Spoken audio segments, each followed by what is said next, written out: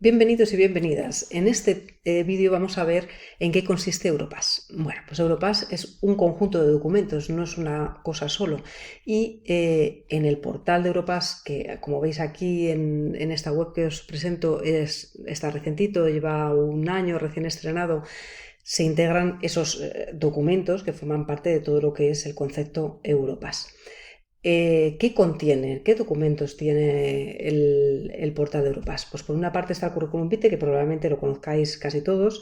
Tiene un formato estándar a nivel europeo y sirve pues, para que cualquier persona que quiera optar a un puesto de trabajo a nivel europeo o quiera simplemente ir a hacer prácticas o estudios o quiera presentar pues, cuáles son sus competencias, que es lo que ha aprendido a lo largo de su vida en cualquier institución europea, pues pueda utilizar un formato único y común.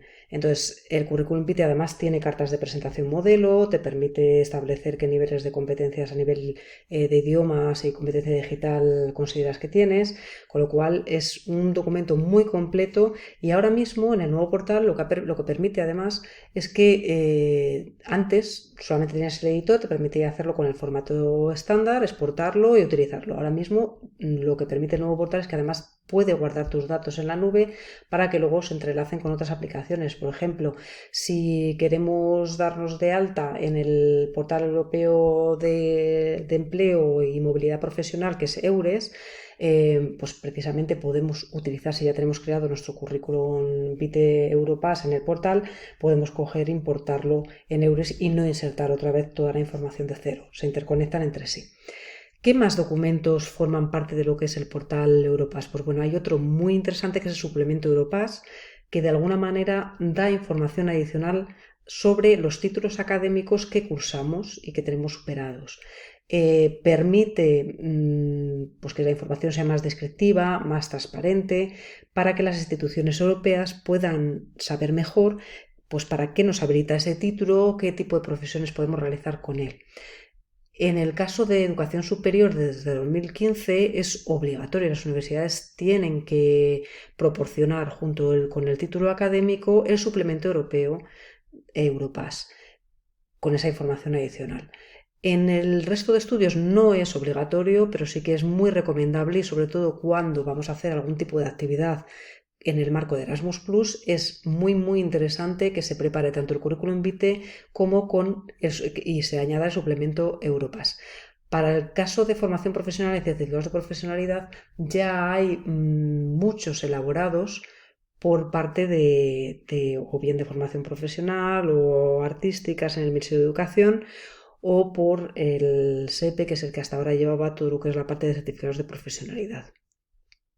Y luego el tercer documento estrella, que es muy importante, es el documento de movilidad. El documento de movilidad es una manera de certificar y hacer constar qué estudios o qué prácticas o qué actividad o qué formación se ha realizado cuando tú haces una movilidad de un país origen al país destino, en este caso de España a otro país de la Unión Europea para los proyectos de Erasmus+.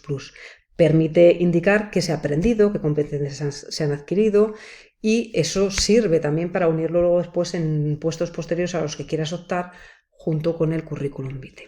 Vamos a ver un poco la web del SEPI. El SEPI es digamos que la entidad, el organismo coordinador de Europass en España. Entonces es importante que siempre accedáis a través de su web para hacer todas las gestiones con respecto a Europass, porque en concreto lo que es el currículum, el portal es a nivel europeo. Los suplementos, por ejemplo, lo que os decía antes de formación profesional y demás, están aquí centralizados y puedes acceder a cualquiera de las webs donde están para descargártelos y utilizarlos como comodín, como herramienta. Y el documento de movilidad Europass, la herramienta que se utiliza ahora mismo es todavía herramienta que está gestionada por el SEPIE. Entonces es importante que utilicéis este canal que os dirige ya a la web correspondiente que lleva cada sección. Entonces, si vamos a lo que es la parte del currículum vitae, pues aquí os explica cómo es el nuevo portal, os habla de el portfolio, la cartera electrónica que se ha creado en ese nuevo portal para precisamente introducir todo lo que son los datos del currículum vitae, y tenéis aquí abajo lo que es el enlace para acceder al portal Europass. Entonces de aquí accedéis al portal y como veis tenéis la posibilidad de crear el currículum y crear una carta de presentación.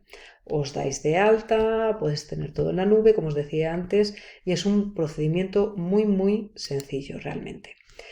Eso en cuanto al currículum vitae. Ahora, el suplemento Europass. Como os decía, teníamos por una parte para los títulos de FP y certificados de profesionalidad y luego tenemos los suplementos europeos al título superior.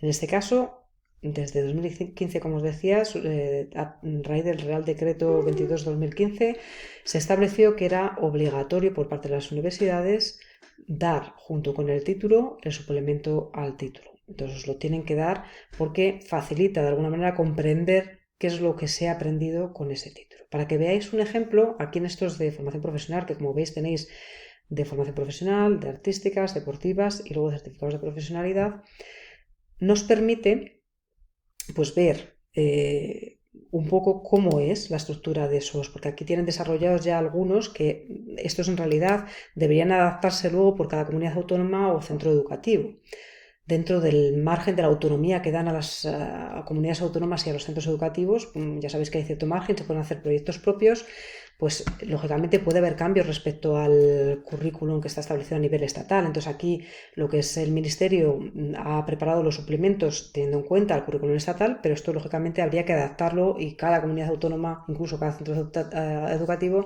tendría que hacerlo específico para su alumnado para dárselo junto con el título. Pero bueno, en caso de que no se haga el específico del centro educativo o de la comunidad autónoma, estos están muy bien porque se pueden adjuntar al título, dan información suficiente de qué es lo que se ha aprendido con ellos y se pueden utilizar también pues, para preparar toda la documentación que tienes que intercambiar con las empresas o instituciones en las cuales se van a hacer las prácticas. Por ejemplo, aquí veis que tenéis todo el catálogo. Yo he entrado en grado medio, he cogido inglés.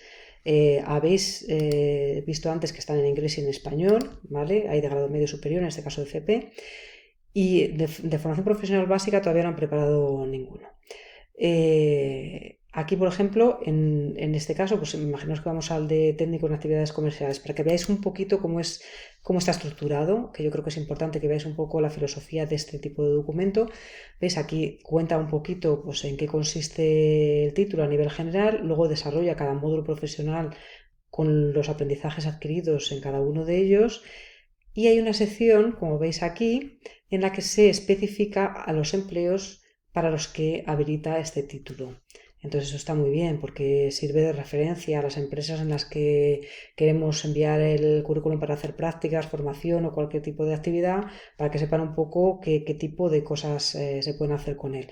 Y luego también viene pues en qué nivel, el título, dónde está encuadrado en todo el sistema educativo, con la correspondiente imagen de la distribución de enseñanzas por niveles en nuestro sistema español. Entonces esto sería un ejemplo de suplemento pues para que veáis un poco en qué consiste. Vamos a retroceder y nos vamos de nuevo a la página de Europass a ver el tercer documento, que como os decía es muy importante que lo pongáis. Es decir, yo estos tres los pondría claramente a utilizar en el proyecto que estáis diseñando para solicitar en esta convocatoria y desde luego el de movilidad, por supuesto, porque es el que vais a utilizar para de alguna manera, aparte de que la institución pueda dar una certificación, aparte de que, por ejemplo, las actividades de formación que haga el profesorado se pueden inscribir en el registro de formación permanente de profesorado, que eso es interesante que lo contéis en vuestro proyecto. Además, pues el documento de movilidad es otro instrumento más que como pasa con el suplemento del título, da mucha más información. Ahí podéis describir de forma muy, muy concreta, muy precisa, qué se ha aprendido durante esa actividad que se ha desarrollado en otro país. Entonces, en el caso de, aquí os explica en qué consiste. Esto es para pues, los participantes de las movilidades, si de repente hace tiempo que lo han hecho, no se acuerdan y quieren que se les haga el documento de movilidad para solicitarlo, y en vuestro caso utilizaríais esta sección última de aquí para instituciones o empresas, que es para tramitar el documento. Tenéis aquí información de cómo hacerlo y de este enlace accedéis a lo que es la herramienta para crear el documento de movilidad. Está la figura del tutor, que es el que iniciaría el proceso para de alguna manera definir ese documento de movilidad junto con la institución de destino en la que se realiza la actividad. Está el participante, que puede acceder a todas las certificaciones que tenga a lo largo de su vida. Está la empresa, que puede acceder también para, pues, contactar con participantes si es que han dado su visto bueno. Y luego está el organismo validador, que es el que, de alguna manera, al final valida que ese proceso ha sido coherente, es fiable, y de alguna manera pone el sello para que quien lo reciba vea que, pues, que realmente está verificado y es un documento que sirve y se puede tener en cuenta. Normalmente la entidad validadora suele ser alguien de la comunidad autónoma, de la Consejería de Educación, o si no tuviésemos un contacto, pues estos somos centros educativos. Si no fuésemos centros educativos, pues a veces hay que poner al SEPIE, pero vamos, en el caso de centros educativos, lo correcto es poner la Consejería de Educación de vuestra comunidad autónoma. Entonces, esos son básicamente los tres documentos